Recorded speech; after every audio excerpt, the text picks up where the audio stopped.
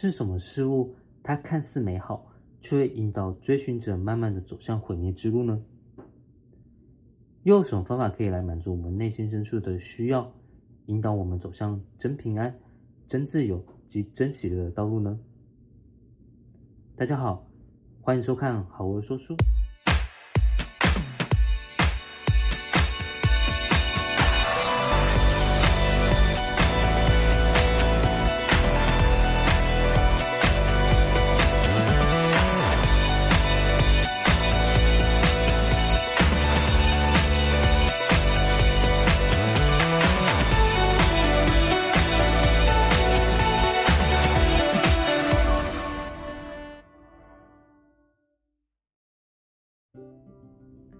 今天要为大家介绍一本书，叫做《山寨版上帝》，邀请你乘坐知识列车，一同来发现答案。金钱、政治、权力、地位、名气、情欲、种族、关系、宗教、基于个人思想和主义等，那看似美好且仿佛会让人们可以得到自由的人事物，正企图的来吸引其注意力，好让愿意追随并信奉他们的人们不知不觉地成为其奴隶。除了控制他们的言行举止外，同时也正在一点一滴地腐蚀其内心，窃取他们应得的真自由、真平安及真喜乐，引导他们走向毁灭之路。亚伯拉罕的儿子以撒娶利百加为妻，但因他无法生育，所以以撒就为这事情祈求神，而神就应允了他的祈求。多年之后，利百加怀孕时，发现两个孩子竟然在腹中彼此相争，于是他就去求问神，而神对他说：将来大的要服侍小的。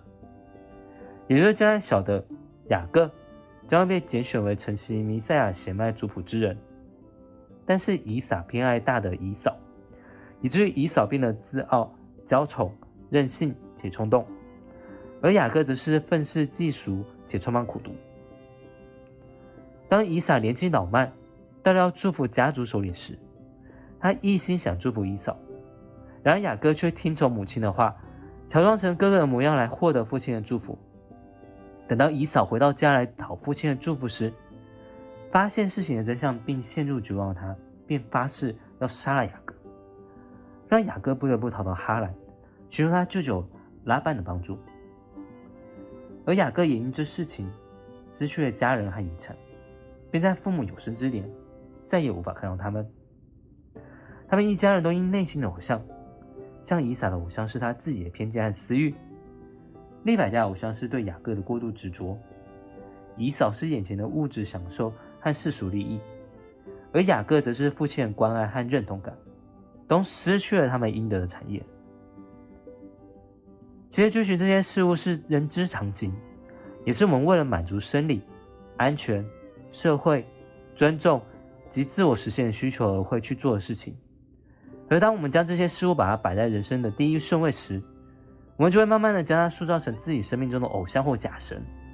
其实他哪一天会看到我们的付出而给予我们内心深处所渴慕的东西，并成为所谓的偶像追随者。而这些追随者若哪一天发现他们无法从偶像身上得到他们所期望的东西时，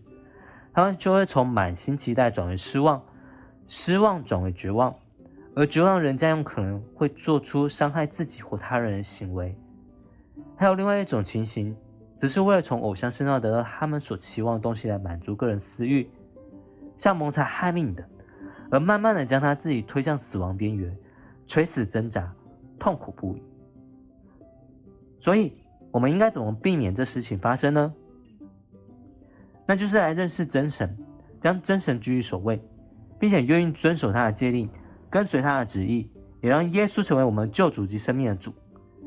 这位真神是愿意将自己的儿子耶稣成为赎罪祭来挽回我们，洗净我们身上所有的罪，好让我们可以重回家中，与他再一次的建立关系。而耶稣本来富足，却为我们而成了贫穷，好使我们借着他的贫穷而可以成为富足的人。盗贼来，无非要偷窃、杀害、毁坏。我来了，是要叫羊得生命，并且得的更丰盛。这就是山寨版的上帝的书中精华，若想要知道更多书中内容，欢迎到图书馆借阅和书店选购。最后，谢谢你的收看，愿在神的同在下，让你每天都过得健康、平安和喜乐的生活。好好说书，我们下次见。